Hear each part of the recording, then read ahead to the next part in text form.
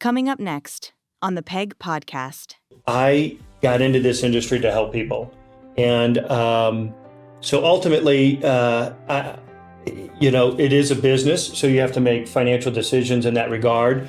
But we will help anybody and anybody that is willing to listen to us and take our advice.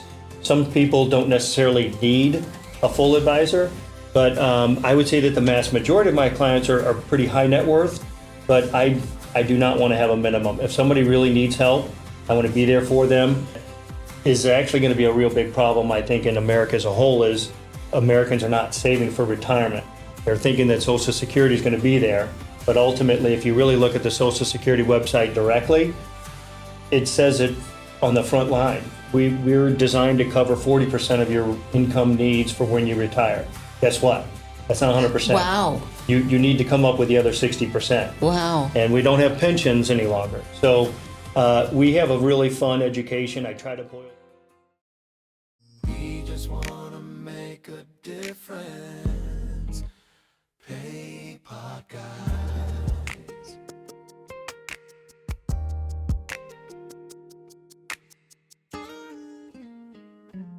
Well, I'm Karen Spann, and this is Ted and Adam. And Hello. I'd like to welcome you guys to the PEG Making a Difference podcast. Thanks for having us. You guys are with Visionary Wealth, and we're here today because the reason we're in business is to make a difference in people's lives. And I'd like to hear about how you guys make a difference in people's lives at Visionary Wealth and in the lives of your employees, in the lives of your clients, and in the lives of the community. So why don't you tell us first what you guys do and a little bit about yourselves, how Sure. you got into what you do? Sure. Well, Adam and I will probably tag team this going back and forth. But I have been a financial advisor for over 25 years. I worked at Edward Jones coming out of the gates. Was kind of funny, right down the street where you were, knocking on people's front doors. And I really just had a passion for helping individuals be financially secure and comfortable in their plans. So that's what I've been doing for a long period of time. Adam? Yeah, and I've been in the business for, I'm approaching 10 years, so not quite the same wisdom that Ted has to bring to the table. But funny enough, I've actually said from as long as I can remember, when you're a kid, taking a picture, what do you want to be when you grow up? I would put financial advisor. Did you really? So ironically, I have held true to that. And so it's something I've always been passionate about and have family that does this. And so it's something I always admired about them. And for me, it's the perfect mix of numbers and people and, watching them achieve their goals while also maintaining, a great close relationship, and have been able to learn from people like Ted. And, we have a great partnership together. Yeah. And Visionary has been around for a little bit over 12 years. They were founded by two advisors that were frustrated with their current insurance environment, that everything was correlated to insurance. They're like, there's a lot more to financial advising than just selling somebody an insurance policy. And they created a platform that is very open. So if you saw all the advisors at Visionary, everybody is individualistic, but the commonality theme is very high morals. They're very focused on their clients. It's kind of an interesting environment that we have here in Brentwood. There are advisors in Florida. There's advisors in Kansas City. Visionary has advisors all throughout the United States. But I would say that the mass majority of the advisors are here in St. Louis and Southern Illinois.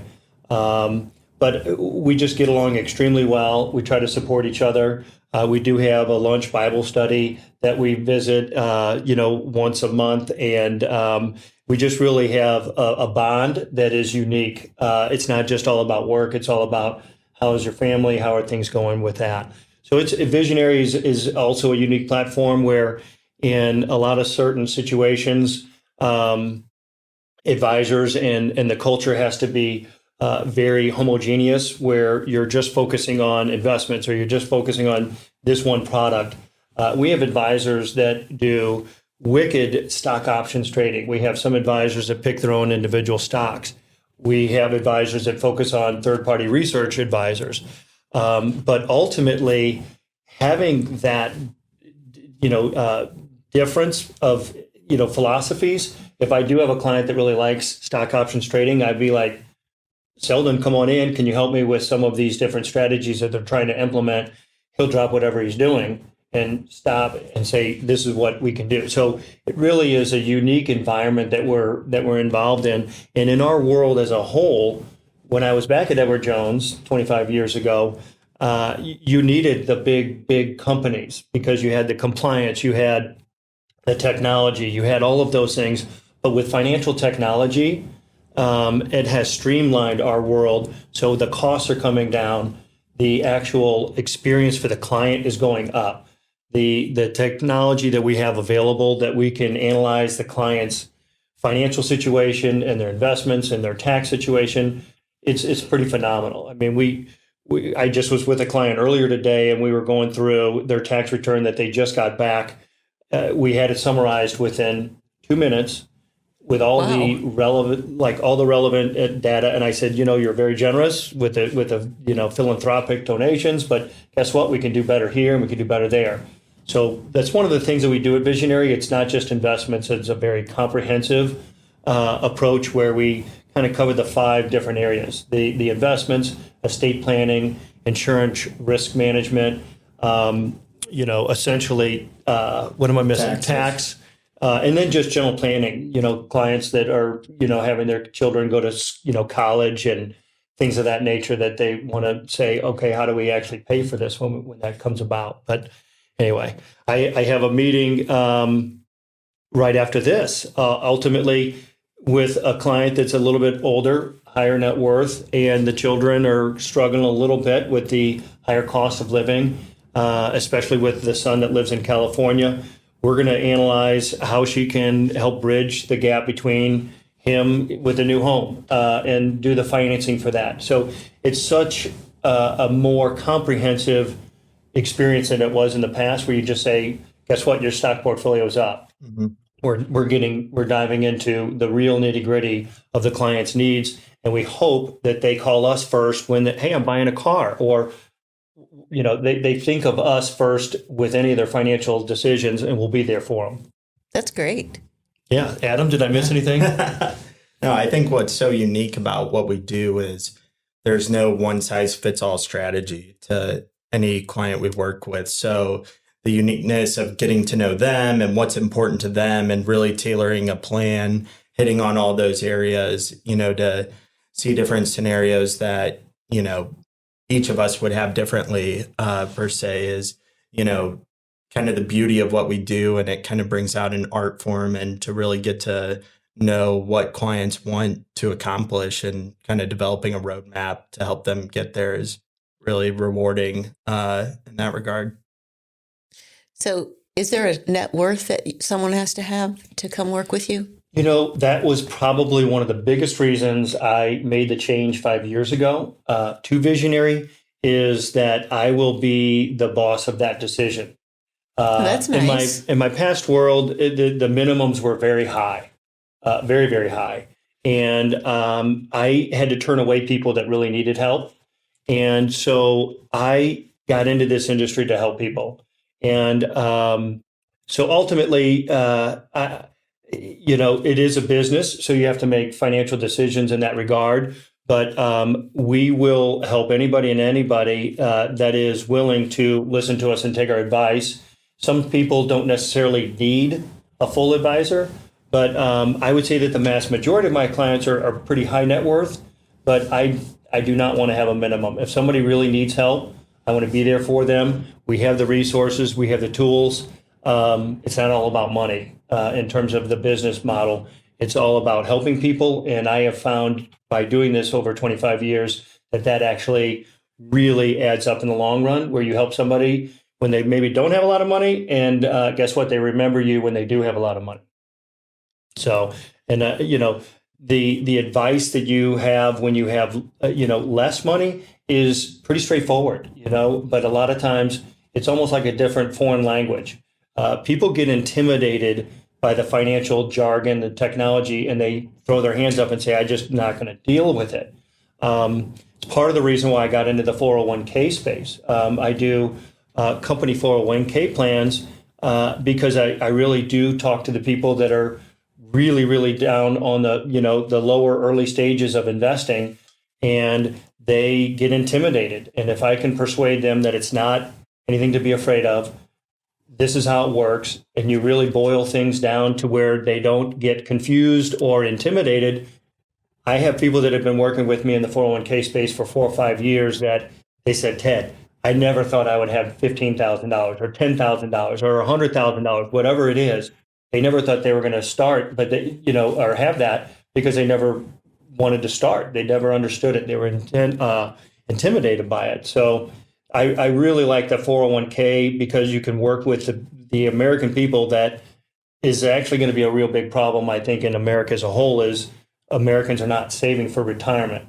They're thinking that Social Security is going to be there. But ultimately, if you really look at the Social Security website directly, it says it on the front line. We're designed to cover 40% of your income needs for when you retire. Guess what? That's not 100%. Wow. You need to come up with the other 60%. Wow. And we don't have pensions any longer. So we have a really fun education. I try to boil things down, very, very ducky, horsey. To quote one of my peers that uses that term all the time. But it means ducky, to just... horsey. Yes, it boils it down. But ultimately, that's my goal, is to help anybody and everybody. So we don't have minimums. So what does it take to retire in America these days? Well, it depends on your lifestyle, but we really have some sophisticated tools that boil down what you just asked in a very fun way. We actually take clients from the very beginning. Here are our statements, here's our debt, here's our college student, and we gather all that information. It's called Data Gather. And we can infuse that into our software, into our system and our financial plan. And because it's different for everybody. Some people have expensive lifestyles. I have clients that have $5, $6, $7 million, and they're wanting to retire at 60. They're spending $700,000 a year. Guess what? They're making 1.5. They're making a lot of money, but ultimately, you can show them these tools, and it's pretty clear that you cannot retire at that. And then there's other people that don't spend anything, and they have that kind of money. So everybody's very unique in their own specific situation. But you need a lot more now than ever because inflation is there and it's real. You have to live within your means. And that's the other thing where, you're in the 401k space, you really saw a downward trend when inflation went up. And that's the first thing I say when I am in an education meeting is, I know that it's hard, but maybe cut out the Starbucks, maybe cut out, a dinner before you cut out your actual financial future, your retirement. Because people were cutting back on that. And we've started to see the trend go back up. But it's expensive to live in this day and age, and you have to really have a good plan. It is expensive to live. Yeah. It's and he knows it better than anybody because I'm kind of on the tail end of my spending with my last child as a senior in college. He has a 6-month-old. So he's going to see it firsthand. Already running the numbers for a wedding and college and, starting young and early and being disciplined really pays off. Practice what you preach. That is important to start early. Absolutely. We're lucky we have employees that save. Yes.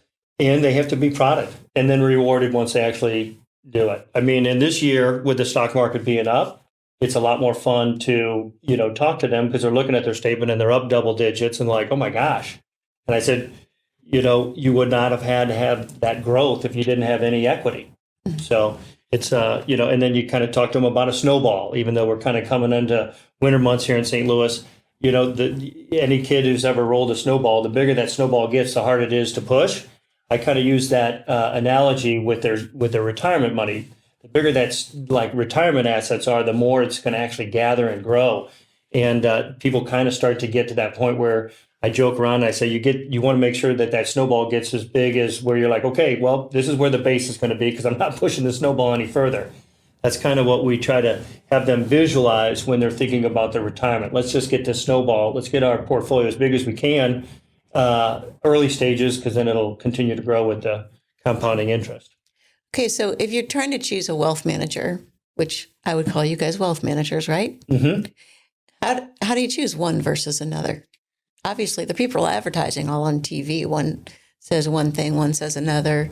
Right. How do you differentiate yourselves one from another? Well, it's going to sound cliche, but it is a relationship business. And I had a client conversation yesterday where there was another advisor where there was a little bit of trust concern. And I just said, ultimately, the paramount in my world is trust. So first and foremost, you have to work with somebody that you trust and that is trustworthy. And I also am a strong believer in you want to work with somebody that you like. Because if you have the best advisor and you really don't like going to them, you're not going to go to them. You're not going to go to them for advice and things of that nature. So I always feel strongly that the chemistry has to be, I would have to say that 100% of my clients are my friends. I really enjoy talking with all of them. Maybe not all their kids, but all of my clients, I just genuinely enjoy working with. And I think that they enjoy working with me. We'll go out to dinners, we'll play golf. It's a social experience. It's the job of a lifetime where you get to actually help people and interact with them and actually do get to see their kids grow up and their grandkids grow up, help them with their grandkids' college. I mean, you're infused in their lives. So the relationship has to be based on, I think, a positive chemistry. And so you just find, and the beautiful thing is St. Louis is chock full of a lot of them, and they're all great. And just pick one that you feel comfortable with. Right. And I think there's so much data out there now relative to maybe 10, 15 years ago where, I think our world was kind of looked at as, this is my investment broker, and it was just investments as opposed to being more of a comprehensive wealth advisor. And so, there's various designations out there. Like Ted and I are both CFPs, which is Certified Financial Planner. So, looking for someone who is a fiduciary that will act in your best interests and, do the right thing for you, I think is equally as important, once you've found somebody who, you feel like you get along with, making sure that, they're doing the right things and covering all the areas that you need from your financial world. When we see a prospective client and we go through that data gather, especially for Adam and I who've been doing this a while, it's very quick. You can find out very quickly if they're in a good spot or a bad spot. If that advisor is doing this for their benefit as the advisor's benefit versus the client's benefit. Give me an example.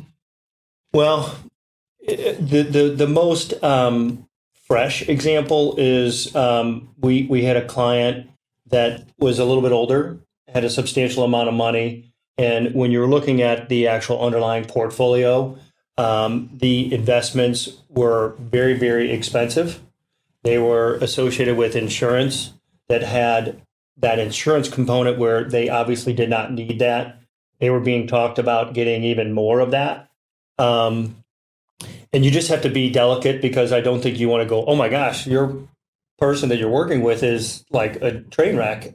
You have to be very gentle because then they feel like they made a bad decision, making that as well as sticking with it. But a lot of it is very quick on the actual underlying investments that they're in. Are they appropriate for that particular person? We've had other clients that, we'll do risk analysis. So, okay, what is your risk tolerance? And that actually is very subjective. Like, what is your risk tolerance? You have an alpha male that says, oh, my risk tolerance is high. And then all of a sudden their portfolio goes down 2%.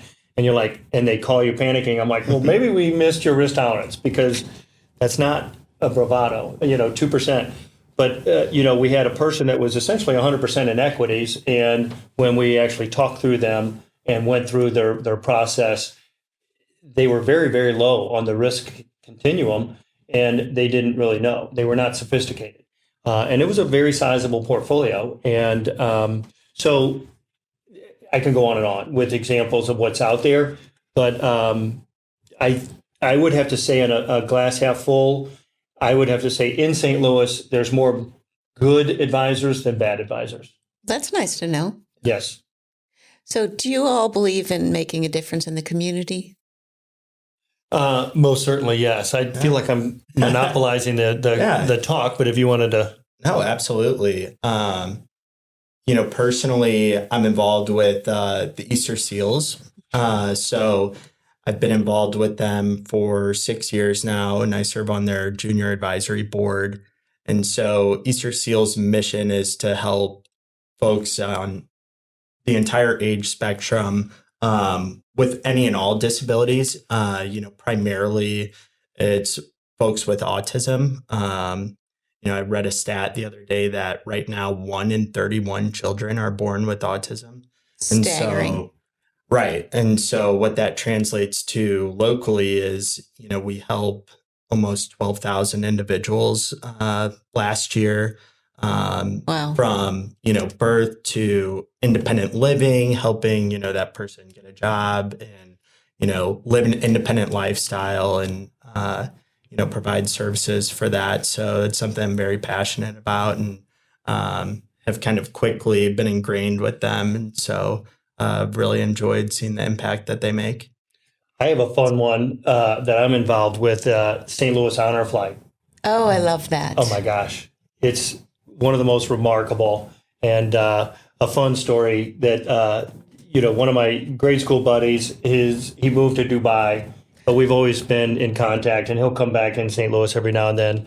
And anyway, his dad was really wanting to get involved in Honor Flight and do the flights and all that. And I happen to manage the Honor Flights, endowment. So I have an in, and not that that required that because everybody can get into the queue, but I'm like, can you really help out if somebody drops out? And so they got him in, and it was the most amazing thing. I'll show you the video after we're done. Did you take him? I did not take him. His daughter took him, and he was elated that he went there, but he was in DC, and they actually did cameras and filmed him because they kind of knew that there was a pleasant surprise. So he was there, and they were asking him about, his duty as a veteran and if there was anybody in the family that was a veteran. And he was going on and glowing about his grandchildren who were in the military. And they were like, oh my God, they were playing him a little bit. And like, oh my gosh, what do they look like and all that? And he's like, oh, they're handsome. And the other sponsor was like, do they look like that? Oh. And so they traveled to DC to be with him. That's precious. It is precious. And quite frankly, you see all the veterans that have sacrificed an enormous amount for our freedom. I actually did take last year a World War II veteran. Oh, how neat. Very, very excited. You spend the full day with them. You're on a flight at 6 a.m. and you get home around 8 o'clock p.m. So I spent a lot of quality time with this individual, and he was probably the oldest one on the plane. Wow. As a World War II vet. And, when I talk about St. Louis Airport and how everybody stops what they're doing, they cheer him on. I almost feel like I'm going to cry now. He was like in a wheelchair and saluting everybody. And my buddy's dad was at Vietnam. And so he didn't have that same reception when he got back. And I just think that if you can get involved in the honor flight, if you have somebody that is a veteran, strongly encourage them. It's a fun charity that I've gotten involved in, and I think the world of it. Mm-hmm. It's neat. It's really neat. Mm-hmm. Yes. And it's rewarding. They do the mail call and all that fun stuff. But, St. Louis, working with individuals and higher net worth individuals, I will say that we're very lucky in St. Louis where we're very philanthropic as a city, and it puts a smile on my face. As you're looking at the client's tax returns and you're like, oh my gosh, you really we're generous. We're like, well, that's what we do. Mm-hmm. That's kind of ingrained. Not every city is like that. Not everybody Really? gets to participate. I think St. Louis is very, very unique in that regard. That's just a part of the way we're all raised. Yes. I think the Or a lot of Midwest people. mentality where you reach out and help. So yeah, no, it's St. Louis is a unique town. Well, it's been a joy to have you guys on today. Well, thank you for Thank having you us. so much for coming on and telling us about you guys. Appreciate it. Absolutely.